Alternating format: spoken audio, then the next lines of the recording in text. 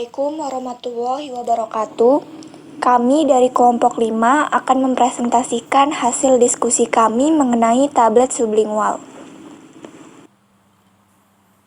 Tablet sublingual adalah tablet yang digunakan dengan cara diletakkan di bawah lidah, sehingga zat aktif dapat diserap secara langsung melalui mukosa mulut.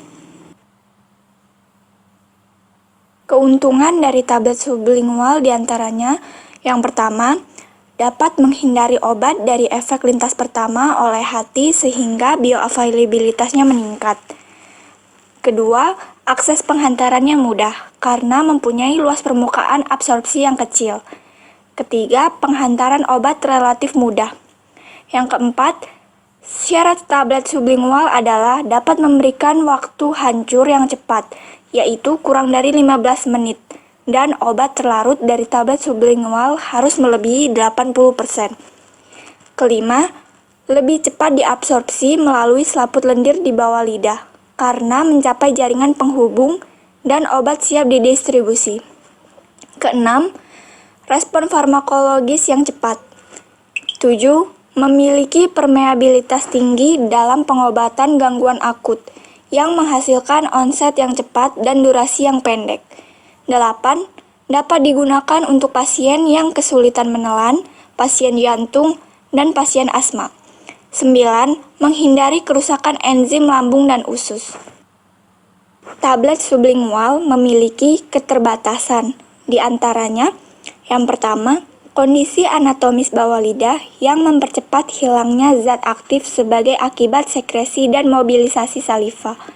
Yang kedua, hanya sebagian obat yang dapat diabsorpsi melalui mukosa mulut dengan jumlahnya sangat sedikit. Yang ketiga, obat yang mengandung nitrogliserin, pengemasan dan penyimpanan obat memerlukan cara khusus, karena bahan tersebut mudah menguap. Yang keempat, kurang praktis apabila digunakan secara terus-menerus karena dapat mempengaruhi selaput lendir mulut. Kelima, makanan dan minuman dapat membatasi penghantaran obat. Berikut ini adalah rancangan formula dari tablet sublingual. Nama produknya yaitu Latisin tablet dengan jumlah produk 100 tablet dan tanggal formulasi 9 Mei 2013 dan tanggal produksinya yaitu 9 Mei 2014 dengan nomor registrasi DKL 131112510B2. Komposisinya yaitu digoxin 0,25 mg, amylomeidis 10%, selulosa 15%, talkum 10%, laktosa et2 20 mg. Digoxin merupakan zat aktif yang memiliki dosis 0,25 mg per batch-nya 5 mg. Amylomeidis memiliki kegunaan yaitu sebagai zat penghancur. Selulosa memiliki kegunaan yaitu sebagai zat pengikat, laktosa sebagai zat pengisi, dan talkum sebagai zat pelincir. Untuk membuat satu tablet sublingual diperlukan bahan sebagai berikut. Digoxin 0,25 mg, amylomeidis 10/100 kali 20 mg diperoleh hasil 2 mg.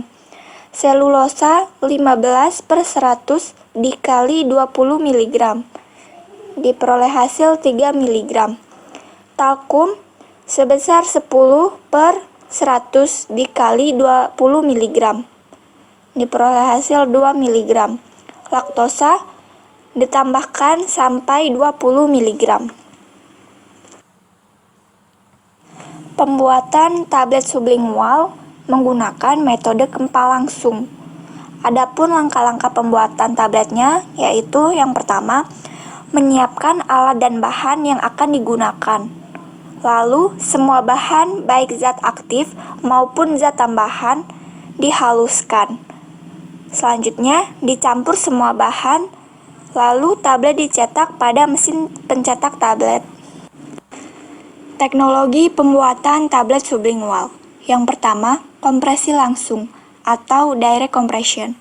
Metode ini paling umum digunakan untuk pembuatan tablet sublingual komersial, karena prosesnya sederhana, hemat biaya, dan efisien. Karena menggunakan bahan-bahan yang dapat dicampur dengan baik dan tidak memerlukan langkah granulasi lebih lanjut sebelum pelumasan dan kompresi. Eksipien berbasis gula banyak digunakan sebagai agen bulking, karena kelarutan dalam air yang tinggi, rasa manis, dan penyedap rasa yang baik. Pilihan disintegran yang spesifik dan jumlahnya sangat penting untuk mencapai tingkat disintegrasi dan disolusi yang cepat. Yang kedua yaitu pencetakan kompresi atau compression molding. Tablet yang diproduksi oleh proses pencetakan kompresi menunjukkan disintegrasi dan pembubaran yang cepat, yang biasanya dalam 5-10 detik. Formulasi ini memiliki kekurangan berupa kekuatan mekaniknya yang buruk, namun dapat ditingkatkan dengan menggunakan pengikat yang sesuai. Proses pencetakan kompresi melibatkan pelembapan campuran formulasi dengan pelarut yang cocok, yang biasanya bersifat hidroalkoholik, diikuti dengan pencetakan ke dalam tablet di bawah tekanan rendah, dan setelah itu tablet lembab akhirnya dikeringkan. Tekanan kompresi yang lebih rendah digunakan untuk mencetak dan mengeringkan tablet lembab, menghasilkan struktur tablet yang sangat berpori dengan isolasi yang ditingkatkan. Yang ketiga adalah pengeringan beku atau freeze drying. Proses ini memiliki kekurangan, yaitu mahal, memakan waktu, dan menghasilkan tablet dengan kekuatan mekanik yang buruk. Oleh karena itu, proses ini jarang digunakan untuk pembuatan tablet sublingual. Namun, pengeringan beku memiliki kelebihan tertentu dibandingkan proses lainnya, karena tablet yang dibuat oleh proses ini memiliki porositas tinggi dan ketika ditempatkan di bawah lidah, hancur dan larut secara instan. Yang terakhir yaitu ekstrusi lebur panas atau hot melt extrusion. Pada metode ekstrusi lebur panas, dapat menghasilkan pencampuran bahan formulasi berganda yang homogen dan konsisten diperlukan pada beberapa produksi tablet sublingual. Tetapi ekstrusi lebur panas bukanlah proses yang layak untuk formulasi bentuk sediaan tablet sublingual yang mengandung bahan-bahan farmasi aktif termolabil. Evaluasi tablet sublingual. Ada 5 evaluasi yang dilakukan. Yang pertama yaitu keseragaman bobot. Menurut Farmakope Indonesia edisi ketiga, uji ini tidak ada 2 tablet atau lebih yang bobotnya menyimpang dari bobot rata-rata. Yang kedua, kekerasan tablet. Tablet sublingual memiliki kekerasan 4-8 kP. Yang ketiga, friabilitas atau kerapuhan. Kerapuhan tablet yang baik adalah memiliki kerapuhan kurang dari 1%. Yang keempat, waktu hancur. Waktu hancur yang dimiliki tablet sublingual yang diperbolehkan yaitu tidak lebih dari 2 menit. Dan yang terakhir, waktu pembasahan. Uji ini dilakukan dengan kontrol kualitas dan mendukung evaluasi tablet sublingual yaitu dengan sedikit air yang mewakili kuantitas air yang tersedia di bawah lidah. Semakin cepat tablet terbasahi, maka tablet akan mudah hancur dan cepat menghantarkan zat. Berikut ini adalah contoh dari sediaan tablet sublingual yang ada di pasaran. Yang pertama yaitu ada Varsolbit, lalu ada Nitrostat, ada Trivita sublingual B12, ini vitamin B12, lalu ada Nervicam. Sekian presentasi dari kelompok 5, kurang dan lebihnya kami mohon maaf. Terima kasih. Wassalamualaikum warahmatullahi wabarakatuh.